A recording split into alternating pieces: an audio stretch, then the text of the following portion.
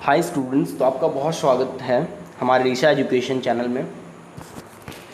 तो ये हमारा एसके मापा का रियल एनालिसिस का सीरीज़ चल रहा है जिसमें हम सेट थ्योरी देख रहे हैं। ये हमारा 8th वीडियो जिसमें हम देखेंगे कैंटस थ्योरम के बारे में और हम पढ़ेंगे। तो हम ये कैंटस थ्योरम के बारे में देखेंगे और इसमें हम ये एक्सरसाइज के कुछ क्वेश्चंस बनाएंगे, 5 क्वेश्चंस। तो ये सब हम सॉल्व करेंगे। तो स्टार्ट करते हैं ये वीडियो। तो पहले हम इसे समझते हैं कि कैंटस थ्योरम होता क्या है। तो बेसिकली ये कैंटस थ्योरम जो है ये हमें बताता है कि जैसे अभी हमने देखा कि अगर कोई भी एक सेट है ए, इसके अंदर एलिमेंट है 1 2 3, तो इसकी कार्डिनैलिटी से हम ऐसे दिखाते हैं, तो इसकी कार्डिनैलिटी होगी 3। तो अब हमने देखा था कि अगर हम एक नेचुरल नंबर लिखते हैं, ये नेचुरल नंबर, ये भी एक सेट है तो इसकी भी कुछ कार्डिनैलिटी होगी, तो इसे हमने बताया था कि ये होता है LF0। ऐसे इसे शो करते हैं, बट इस बुक में इसका नोटेशन कुछ अलग था। तो इसमें हमने जो नोटेशन यूज़ किया था, जो मैंने आपको बताया था, तो इसमें हमारा नोटेशन था D। तो हम D से इसे दिखाते थे। ये देखो, ये D, कोई भी नेचुरल नंबर अगर होता था तो हम इसे इसकी कार्डिनैलिटी को लिखते थे, the cardinal number of the set natural number is D। तो यहाँ पे इस बुक में हम D लेके चलते हैं। तो इसका मतलब हुआ कि अगर जो नेचुरल नंबर है जिसकी कार्डिनैलिटी D है, जो कि ऑलरेडी एक इनफाइनाइट सेट है, तो इसका मतलब क्या हुआ कि हमारा अगर ये नेचुरल नंबर का कार्डिनैलिटी D है जो कि इनफाइनाइट है, इसके मतलब, और ये कैंटस थ्योरम क्या बोलता है कि इससे कोई ऐसे सेट भी होंगे जिसकी कार्डिनैलिटी इससे भी ज़्यादा होगी, D से भी, मतलब ये ऑलरेडी ये इनफाइनाइट सेट है जिसकी कार्डिनैलिटी D है, पर इससे भी ज़्यादा कार्डिनैलिटी के सेट एग्जिस्ट करते हैं। तो इसका बेसिक सा आइडिया क्या है मैं आपको पहले बताता हूँ। तो देखो, हमने क्या देखा था कि अगर ये एक सेट A है, ये एक सेट B है, मान लो कि इसमें 1 2 3 है और इसमें 4 5 6 है फॉर एग्जांपल। तो अगर मैं यहाँ पे 1 1 ऑन टू एक बाइजेक्शन मैपिंग, मतलब 1 1 ऑन टू का मतलब क्या होता था, बाइजेक्शन में, बाइजेक्शन मतलब एक, अगर मैं बाइजेक्टिव मैपिंग अगर यहाँ से स्टेबलाइज कर दूँ, बाइजेक्टिव का मतलब क्या, जो एक पेज है, तो ये 1 के पास पहला तो ये इधर तो जा नहीं सकता है क्योंकि ये फंक्शन ही नहीं होगा। तो यहाँ पे होगा क्या कि अगर मैं ये लेके चलता हूँ 1 2 3 और ये 4 5 6, ये A और ये B, तो यहाँ से क्या होगा कि ये 1 सिर्फ एक ही पे जा सकता है और यहाँ से ये रिटर्न भी इस पे नहीं जा सकता है, यानी कि ये 4 जो है ये यहाँ पे 2 पे भी नहीं जा सकता है, 2 पे, क्योंकि फिर ये 1 1 नहीं होगा अगर ये यहाँ पे ऐसे चला गया तो अगर ये यहाँ पे चला गया तो फिर ये 1 1 नहीं होगा। तो अब यहाँ पे हम क्या करेंगे, फिर ये 2 को लेंगे किसी एलिमेंट, ये किसी से एग्जिस्ट करेगा। फिर मान लो अगर ये इससे अगर करता है और मान लो कि यहाँ पे और एक एलिमेंट ज़्यादा होता है, मान लो यहाँ पे एक और एलिमेंट 7 होता, तो फिर तो ये ऑन टू नहीं होगा क्योंकि एक एलिमेंट यहाँ पे है जिसका कोई इधर प्री इमेज ही नहीं है ए में। तो इसका मतलब फिर ये हमारा ऑन टू नहीं होता। तो 1 1 मैपिंग के लिए आप अगर देखोगे ध्यान से, तो ये तभी पॉसिबल है 1 1 ऑन टू मैपिंग जब दोनों की कार्डिनैलिटी सेम हो। तो इसकी कार्डिनैलिटी उसकी कार्डिनैलिटी सेम। तो इसका मतलब कि अगर हम यहाँ पे एक नेचुरल नंबर का सेट लेते हैं 1 2 3 एंड ऑल, और यहाँ पे अगर हम कोई भी एक सेट लेते हैं रैंडम सेट A, और यहाँ अगर हम इसमें और इसमें अगर एक 1 1 ऑन टू मैपिंग ढूंढ पाते, तो इसकी भी जो कार्डिनैलिटी, इसकी कार्डिनैलिटी हमें पता है D है, तो इसकी भी कार्डिनैलिटी जो होगी वो होगी D। लेकिन अब अगर आप एक सोचो एक बात कि अगर मैं बोलूँ कि ये जो सेट है इसकी कार्डिनैलिटी ज़्यादा है, तो ये मैं कब बोल सकता हूँ, जब यहाँ पे देखो, मैं इसको आप एक छोटे से एग्जांपल से बताता हूँ। जैसे यहाँ पे हमने लिया था 1 2 3 और यहाँ हम ले लेते हैं 4 5 6 एंड 7। तो अब यहाँ पे अगर मैं बोलूँ कि अब यहाँ पे कोई भी ऑन टू मैपिंग एग्जिस्ट ही नहीं करेगा, देखो इसका मतलब क्या होता है, अगर मैं ये बात बोलता हूँ कि यहाँ कोई ऑन टू मैपिंग एग्जिस्ट नहीं करेगा, इसका मतलब क्या, क्योंकि देखो आप ऑन टू मैपिंग यहाँ पे ले ही नहीं सकते हो। कैसे, आप मान लो 1 को मैक्सिमम 4 से, 1 को आप इधर करा नहीं सकते हो मैप किसी और एक एलिमेंट से, तो आप क्या करोगे, 1 को मैक्सिमम 4 से करा पाओगे, 2 को मैक्सिमम, अब 2 को इससे भी करा सकते हो चाहोगे तो, इससे भी ऐसे, लेकिन इसके कारण फिर और बाकी बहुत सारे एलिमेंट छूट जाएंगे। तो इसीलिए आप क्या करोगे, मान लो 2 को मैक्सिमम 5 से कराओगे, 3 को 6 से कराओगे, देखो 7 छूट गया, आपके पास कोई ऑप्शन नहीं, अब दोबारा किसी से करा नहीं सकते हो। तो यहाँ पे अगर इसकी कार्डिनैलिटी ज़्यादा है इस सेट की, तो इसका मतलब कि हमें कभी भी कोई भी ऑन टू मैपिंग मिलेगा ही नहीं। तो इसका मतलब कि अगर हमें बेसिकली हमारा आइडिया ये है कि अगर हमें शो करना है कि कोई अगर हमारा ये सेट B है, इसकी कार्डिनैलिटी इस A की कार्डिनैलिटी से ज़्यादा है, इसका मतलब कि हम कोई भी ऑन टू मैपिंग एग्जिस्ट नहीं करा सकते हैं। तो आई थिंक आपको ये कॉन्सेप्ट क्लियर हो गया होगा कि हम कब बोलेंगे कि यहाँ से यहाँ पे हम, मतलब इसकी जो कार्डिनैलिटी है B की वो ज़्यादा है, जब यहाँ से ए से बी में कोई भी ऑन्टो मैपिंग एग्जिस्ट ना करे, तो ये आइडिया को हम यूज़ करेंगे। तो हमारा कैंटस थ्योरम क्या बोलता है कि नेचुरल नंबर से भी बड़े सेट एग्जिस्ट करते हैं। इसका मतलब जस्ट हमें ये शो करना पड़ेगा कि अगर हम कोई भी सेट, यहाँ मान लो नेचुरल नंबर अगर हम फॉर एग्जांपल लेते हैं या कोई दूसरा सेट लेते हैं ए, तो हमें दिखा देना पड़ेगा कि यहाँ से यहाँ कोई हमें ऑन्टो मैपिंग मिल ही नहीं रहा है। तो हमें पता है कि मैथ्स में जब भी हम कुछ प्रूव करते हैं तो वो बाय कॉन्ट्राडिक्शन करते हैं। तो ये सब हम देखते हैं, आपको बहुत मज़ा आने वाला है इस चीज़ को सीख करके। तो चलो देखते हैं। यहाँ पे क्या बोला जा रहा है कि if A be a non empty set, there is no surjection phi from A to P A where P A is the power set of A. अब इसका मतलब क्या कि ए कोई भी नॉन एम्प्टी सेट है जो कि खाली नहीं है, इसके अंदर कोई ना कोई एलिमेंट है। क्योंकि अगर ये एलिमेंट खाली, अगर ये सेट ही खाली हो, कुछ होंगे ही नहीं इसमें, तो फिर तो इसका कोई लॉजिक ही नहीं बनता है कोई भी मैपिंग्स वगैरह डिफाइन करने का। इसलिए हम ऐसा सेट लेते हैं जिसके अंदर एटलीस्ट कुछ हो। तो ये हमने ए लिया। अब हम क्या बोल रहे हैं कि there is no surjection phi, कोई ऐसा हमें फाई मैपिंग ही नहीं मिलेगा ए से पी ए में। What is P A? P is the collection of all power sets, collection of all subsets of A. इसी को बोलते हैं पावर सेट। मतलब कि अगर मान लो कि ए अगर 1 2 है, तो पावर सेट जो होगा वो बेसिकली होगा हमारा सारे सबसेट्स का कलेक्शन, यानी कि 5 1 2 सिंगलटन 1 सिंगलटन 2 इसका कलेक्शंस होगा। तो ये होगा हमारा पी ए। तो आई होप ये चीज़ आपको क्लियर हो गया होगा। तो अब हम देखते हैं नेक्स्ट। ये हमारा पी ए हो गया।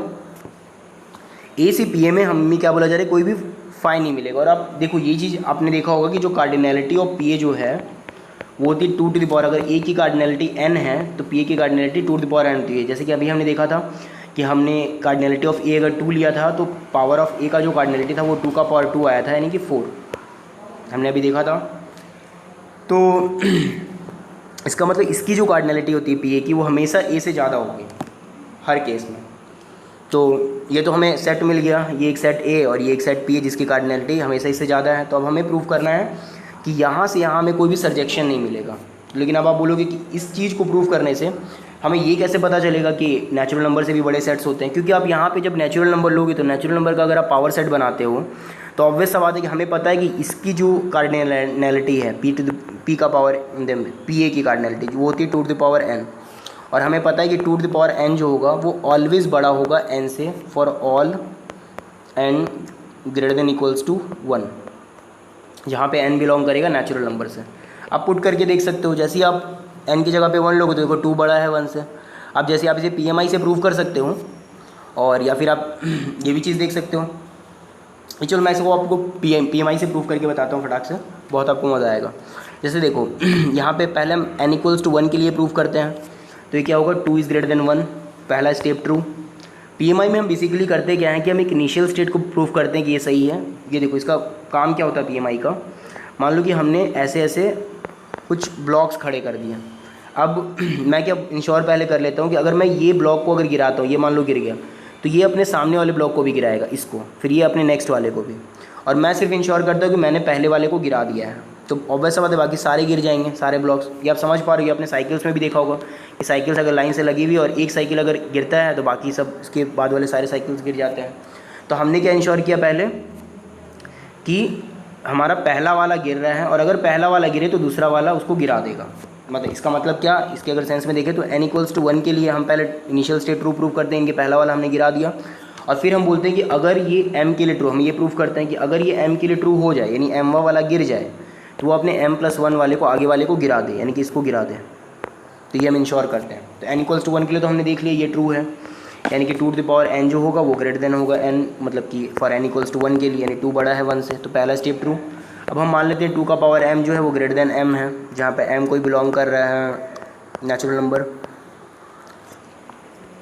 तो अब हमें दिखाना क्या है कि 2 टू द पावर m+1 जो होगा वो ग्रेटर होगा m+1 से, ये हमें दिखाना है, क्योंकि हम pm के लिए ट्रू मान के चलते थे और pm+1 के लिए ट्रू दिखाते थे। तो अब हमें ये दिखाना है, तो 2 का पावर m+1 को हम लिख सकते हैं 2 to the power m into 2। अब हमें पता है कि ये 2 टू द पावर m जो है ये वाला वैल्यू, अब अगर हम देखें कि 2 टू द पावर m में और m में बड़ा कौन होगा, तो ये होगा, क्योंकि हमने ऑलरेडी लेके चला है कि 2 to the power m is greater than m, क्योंकि हमने pm को ट्रू मान के चला है। हमने मान के चला कि जो हमारा स्टेटमेंट है वो m के लिए ट्रू है, यानी कि 2 टू द पावर m जो होगा ये बड़ा होगा m से। अब हम दोनों साइड 2 से मल्टीप्लाई कर देंगे, तो इसका मतलब ये वाला जो होगा 2 का पावर m प्लस 1 वो बड़ा होगा 2m से, मतलब 2 का पावर m प्लस 1 जो होगा वो बड़ा होगा 2m से। तो ऑब्वियस बात है कि 2m को तो हम m प्लस m लिख सकते हैं, और जो m प्लस m होगा इसे हम ऐसे भी लिख सकते हैं कि m प्लस m जो होगा ये बड़ा और बराबर होगा m प्लस 1 से, क्योंकि m की वैल्यूज़ हम स्टार्ट कहाँ से कर रहे हैं, ग्रेटर देन इक्वल्स टू 1।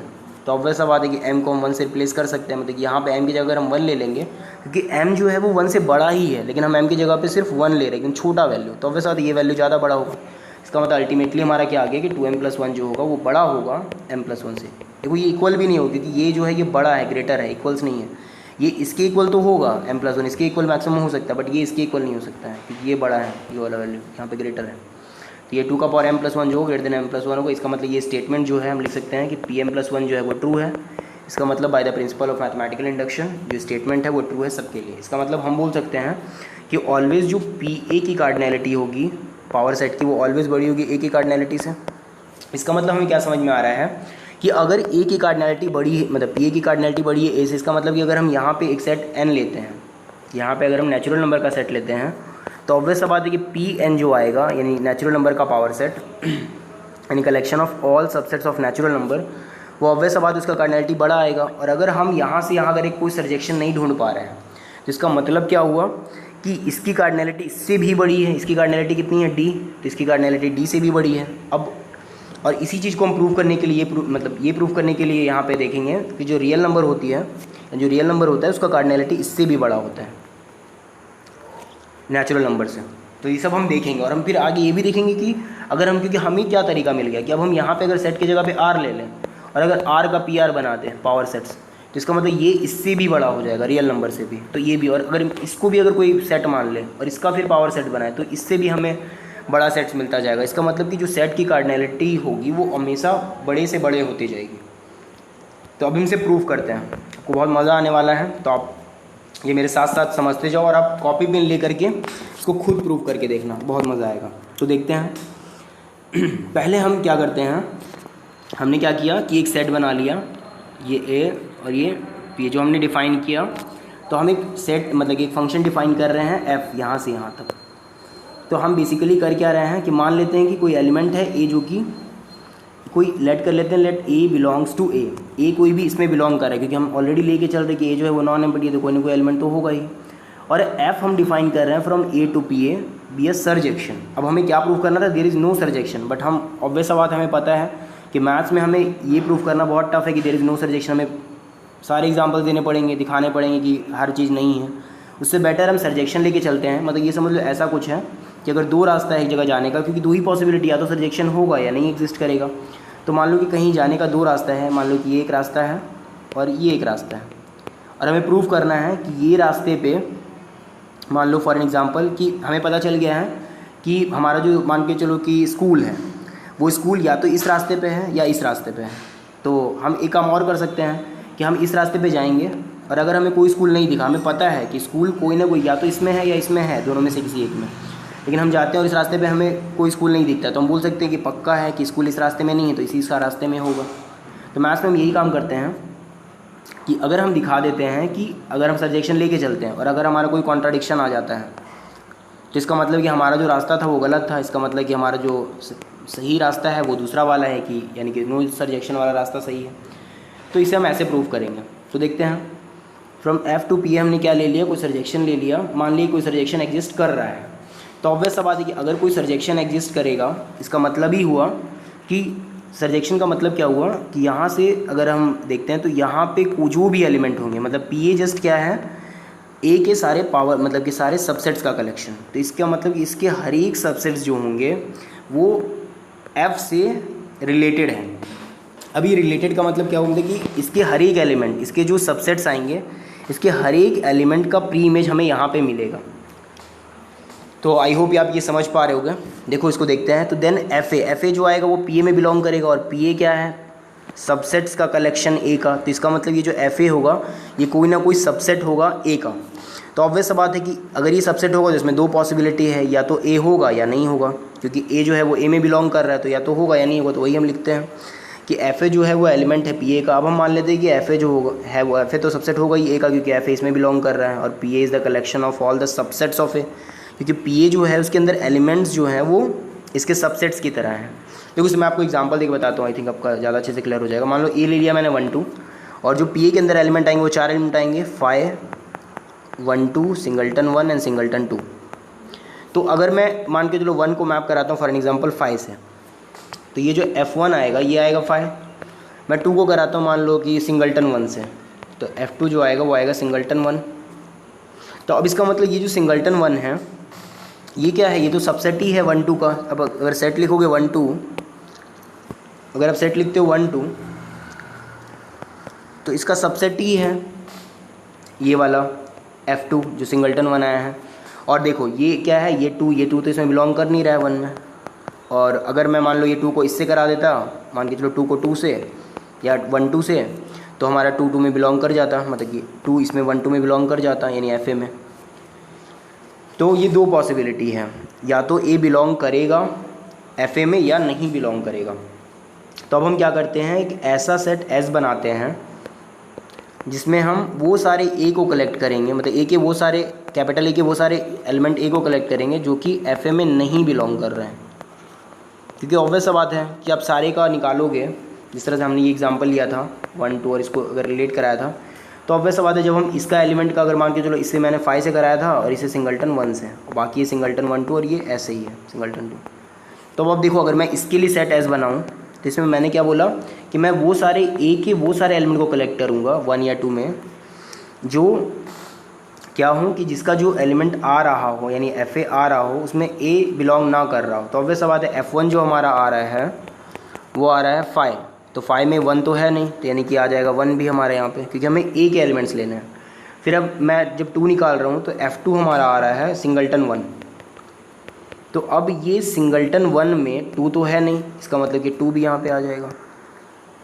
तो यानी कि मेरा 1 2 ये सेट एस बनेगा। तो आई होप आपको ये चीज़ एग्जांपल से समझ में आ गया होगा। तो हम वैसा ही सेट एस को कलेक्ट कर रहे हैं।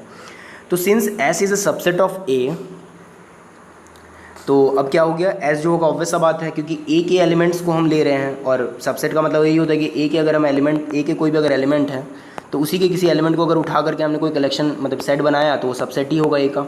इसका मतलब एस भी जो है वो सबसेट होगा, और सबसेट होगा तो ऑब्वियस सा बात है वो पी ए में जाएगा। और ऑब्वियस सा बात है अगर हमें पता है कि अगर एस पी ए में चला गया, क्योंकि पी ए जो है वो सारे कलेक्शन का सबसेट है, मतलब सारे सबसेट्स का कलेक्शन है, सॉरी। तो एस जो होगा वो पी ए में चला गया, और हमें पता है कि हमने जो ये 5 लिया था, मतलब सॉरी ये जो एफ़ लिया था, ये हमारा सरजेक्शन है, मतलब कि हर एक पी ए के अंदर जो एलिमेंट है, पी ए के अंदर एस भी है, तो इसका हमें कोई प्री इमेज मिलेगा यहाँ पे ए में, यानी कि एस का कोई प्री इमेज होगा ए में, यानी कि कोई ना कोई हमें ऐसा एलिमेंट ए मिलेगा जिसका, या ए नॉट मान लो जो हमने माना कि अगर हम एफ ए नॉट निकालेंगे तो वो सेट एस आएगा। तो आप धीरे धीरे आराम से खुद भी सोचते चलो, मेरे साथ समझते चलो, आपको अच्छे से ये समझ में आ जाएगा। मैंने क्या किया अभी, मैंने पहले ऐसे एक सेट बनाया, वैसे ए का कलेक्शंस जो कि एफ ए में नहीं बिलोंग कर रहे हैं, मतलब A does not belongs to F A. और अब हमने क्या देखा कि एफ एस जो है वो सबसेट ऑफ ए तो होगा ही, क्योंकि एस के अंदर ए के ही एलिमेंट्स हैं। और अगर जैसे ही एस जो है वो सबसेट हो गया ए का, और पी ए क्या है, सारे सबसेट्स का कलेक्शंस है, तो एस पी ए में चला गया। और हमने ऑलरेडी लेकर के चला है ये जो मैपिंग है हमारा, ये हमारा मैपिंग सरजेक्शन है। सरजेक्शन का मतलब ही होता है कि हर एक इधर के एलिमेंट के लिए, कोडोमेन के लिए हमें यहाँ पे डोमेन में कोई ना कोई मतलब कि प्री इमेज तो मिलेगा ही। तो एस का भी हमें कोई प्री इमेज मिलेगा, तो हम मान लेते हैं कि वो ए नॉट है। तो वो ए नॉट हमें मिल गया कि अगर हम ए नॉट ए में मिल गया कि एफ ए नॉट अगर निकालेंगे तो वो एस आएगा। तो अब देखो अगर ये एफ ए नॉट एस आ रहा है, मतलब कि अगर हम फिगर वाइज देखें, ये अगर ए है और ये ए नॉट है, तो यहाँ पे एस है, तो ये एफ ये ए नॉट एस पे जा रहा है। और भी हमें बहुत से एलिमेंट मिल सकते हैं, हो सकता है बी नॉट भी एस पे जा रहा हो, सी नॉट भी जा रहा हो, लेकिन एटलीस्ट एक एलिमेंट तो मिलेगा ही मिलेगा, क्योंकि ये हमारा सरजेक्शन है। तो अब देखो, अब अगर ये F A not equals to S है, तो यहाँ पे हमारे पास दो पॉसिबिलिटी है कि या तो ए नॉट एस में बिलोंग करेगा या ए नॉट एस में बिलोंग नहीं करेगा, क्योंकि यही तो पॉसिबिलिटी हो सकती है ना, हाँ या ना। क्योंकि अगर आप देखो सेट अगर आप ऐसा बना रहे हो, ये आप अगर सेट एस बना रहे हो, ये सेट एस क्या है, it's just the collection of elements of A. तो ये ज़्यादा से ज़्यादा एस क्या कर सकता है, या तो अपने अंदर ए नॉट को कंटेन करेगा या नहीं करेगा, दो ही पॉसिबिलिटी, तीसरा तो कोई पॉसिबिलिटी नहीं होगा, या करेगा या नहीं करेगा। तो हमने दोनों पॉसिबिलिटी को एज्यूम कर लिया। अब देखते हैं कि अगर ए नॉट एस में बिलोंग करता है, मान लेते हैं कि ए नॉट जो है वो एस में बिलोंग कर रहा है, तो हमने एस, अगर ए नॉट एस में जा रहा है तो इसके अकॉर्डिंग क्या होगा कि हमने एस में कैसे एलिमेंट्स लिए हैं कि अगर ए एस में जाएगा तो एफ ए जो होगा, मतलब A does not belongs to F A, तो ए जो होगा एफ ए में बिलोंग नहीं करेगा। हमने वैसे कलेक्शंस लिए थे। तो क्योंकि ए नॉट जो है वो बिलोंग कर रहा है एस में, इसका मतलब कि ए नॉट जो होगा वो नहीं बिलोंग करेगा एफ ए नॉट में, according to the definition of S. हमने यही लिया है कि अगर ए बिलोंग कर गया एस में तो एफ ए में बिलोंग नहीं करेगा ए, तो अगर ए नॉट एस में बिलोंग कर गया तो ए नॉट एफ ए नॉट में बिलोंग नहीं करेगा। और जैसे ही ए नॉट एफ ए नॉट में बिलोंग नहीं करेगा तो आप देख सकते हो कि ए नॉट जो है वो एस में भी बिलोंग नहीं करेगा। क्यों? क्योंकि हमने ए नॉट मतलब एस लेके ही किसको चला है, एफ ए नॉट को, तो एफ ए नॉट में नहीं, और एफ ए नॉट तो एस के बराबर है, यानी कि ए नॉट जो एस में नहीं करेगा। हमने लेके चला था ए नॉट एस में बिलोंग कर रहा है, लेकिन ए नॉट एस में बिलोंग नहीं कर रहा है, इसका मतलब इट्स अ कॉन्ट्राडिक्शन। तो ये गड़बड़ है, ये तो केस हो ही नहीं सकता है, इसका मतलब ये वाला हमारा गलत हो गया। अब हम दूसरा केस लेके चलते कि ए नॉट मान लेते हैं एस में नहीं बिलोंग कर रहा है, क्योंकि मान लो कि अगर ए नॉट एस में बिलोंग कर रहा था जब हमने लेके चला तो कॉन्ट्राडिक्शन आया, इसका मतलब कि ए नॉट एस में नहीं बिलोंग कर रहा होगा, ये हो सकता है। तो अब हम मान लेते हैं कि ए नॉट एस में बिलोंग नहीं कर रहा है। तो जैसे ही ए नॉट एस में बिलोंग नहीं कर रहा है, इसका मतलब हुआ कि ए नॉट जो होगा वो, देखो ए नॉट एस में बिलोंग नहीं करेगा, मतलब ए नॉट में हमने कैसे, एस में हमने कैसे एलिमेंट्स लिए थे, वो सारे ए सच दैट ए बिलोंग नहीं कर रहा था एफ ए में। तो इसका मतलब कि ए जो होगा वो एफ ए में बिलोंग कर रहा होगा, तभी तो वो एस में नहीं आया होगा। क्योंकि अगर मतलब ए नॉट जो होगा, अगर वो देखो ए नॉट जो है वो एस में नहीं है, इसका मतलब क्या है, ए नॉट जो होगा वो एफ ए में होगा, एफ ए नॉट में। क्योंकि अगर ए नॉट एफ ए नॉट में नहीं होता तो वो तो एस में चला जाता, क्योंकि एस में हम वो सारे एलिमेंट को ले ही रहे हैं कि अगर ए नॉट एफ ए नॉट में नहीं है तो वो एस में आ जाएगा। बट क्योंकि ए नॉट एस में नहीं है, इसका मतलब ए नॉट जो है वो एफ ए नॉट में होगा। तो जैसे ही ए नॉट एफ ए नॉट में हो गया, और एफ ए नॉट हमने क्या लेके चला है, एस को, तो यानी कि ये तो बराबर है हमारा एस। तो इसका मतलब ए नॉट एस में बिलोंग कर गया, हमने लेके चला ए नॉट एस में नहीं है बट ए नॉट एस में बिलोंग कर गया, इट्स अगेन अ कॉन्ट्राडिक्शन। इसका मतलब ये दोनों ही केस पॉसिबल नहीं है, जो हमने देखा सिर्फ दो ही केस पॉसिबल थे, या तो ए नॉट बिलोंग करेगा या नहीं करेगा, तो ये दोनों ही केस पॉसिबल नहीं हो रहे हैं। इसका मतलब कि हमें दोनों ही तरफ से कॉन्ट्राडिक्शन मिल जा रहा है। तो इसका मतलब हमने जो पाथ लेकर के चला था, जो हमने कंसीडर किया था, वो पाथ ही हमारा गड़बड़ है, गलत है। मतलब हमने पाथ क्या मतलब कि हमने एज्यूम यहाँ पे सब तो हम इसी के कॉरस्पॉन्डिंग लेके चल रहे हैं। सरजेक्शन, हमने सरजेक्शन लिया, सरजेक्शन पे फिर हमने इस तरह का एक मैपिंग्स में जो रिफाइन किया था सरजेक्शन, उस पर हमने फिर वो एक सेट बनाया, मतलब सेट तो हम सिंपल बना ही सकते हैं, वो सारे एलिमेंट्स का कलेक्शंस जिसमें ए जो हो एफ ए में ना हो। फिर हमने क्या देखा कि एस पी ए में बिलोंग कर रहा था, तो इसके कॉरस्पॉन्डिंग हमें यहाँ पे ए नॉट मिला। फिर हमने देखा कि वो ए नॉट एस में बिलोंग करेगा या नहीं करेगा, लेकिन ये दोनों ही केस पॉसिबल नहीं हो रहे थे, ना तो वो एस में बिलोंग कर रहा था ना नहीं कर रहा था।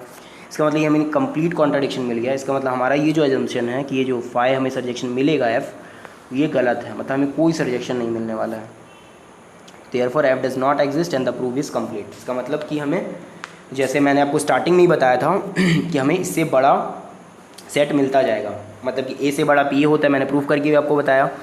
इसका मतलब कि ए से बड़ा हमें पी ए मिलेगा, और अकॉर्डिंग टू दिस थ्योरम जो हमने प्रूव किया कि कोई सरजेक्शन एग्जिस्ट नहीं करेगा, तो इसका मतलब है कि इसका कार्डिनैलिटी तो इससे बड़ा है और यहाँ से कोई सरजेक्शन नहीं है। इसका मतलब कि हमेशा जब भी हम यहाँ पे ए कोई सेट लेंगे तो पी ए हमेशा उससे बड़ा होगा। तो the theorem assets the existence of the larger and still larger set, that is the set with greater and still greater cardinal number. जो मैंने आपको बताया कि जैसे ही हम ए को लेंगे तो पी ए उससे बड़ा, फिर पी ए को अगर हम यहाँ पे ले लें तो उसका फिर जो पावर सेट आएगा पी ऑफ पी ए वो उससे बड़ा, फिर हम पी ऑफ पी ए अगर एज अ सेट कंसिडर कर लें तो फिर पी ऑफ पी ए जो आएगा वो फिर उससे बड़ा आएगा।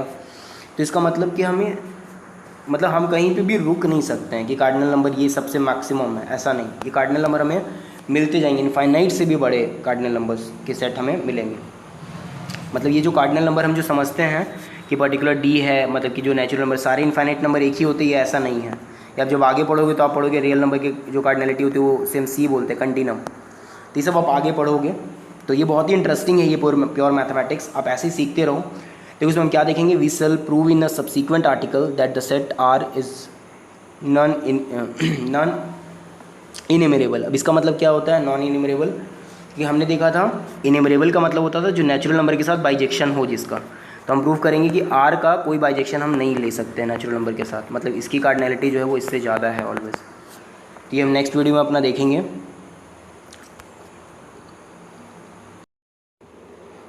एंड सॉरी स्टूडेंट्स, ऑलरेडी ये वीडियो 25 मिनट्स का बन चुका है, इसमें मैंने आपको ये एक्सप्लेन किया कैंटर्स थ्योरम बहुत ही ब्रीफ में, क्योंकि ये बहुत ही इंपॉर्टेंट थ्योरम है, इसलिए मैंने इतना टाइम लेकर के इसे एक्सप्लेन किया। तो अब अगर मैं इसे कवर करता हूँ सारे एक्सरसाइजेज़ को, तो ये बहुत ही टाइम एक्सीड हो जाएगा। तो इसीलिए मैंने जो को स्टार्टिंग में बोला था, मैं कोशिश करूँगा वीडियो की लेंथ को 30 मिनट ही अराउंड रखने के लिए। तो ये जो एक्सरसाइजेज़ के क्वेश्चंस है ये हम नेक्स्ट वीडियो में देखेंगे। तो आपको और थोड़ा टाइम मिल जा रहा है, आप फिर अपने से खुद से इस क्वेश्चंस को अटैम्प्ट करो अगेन।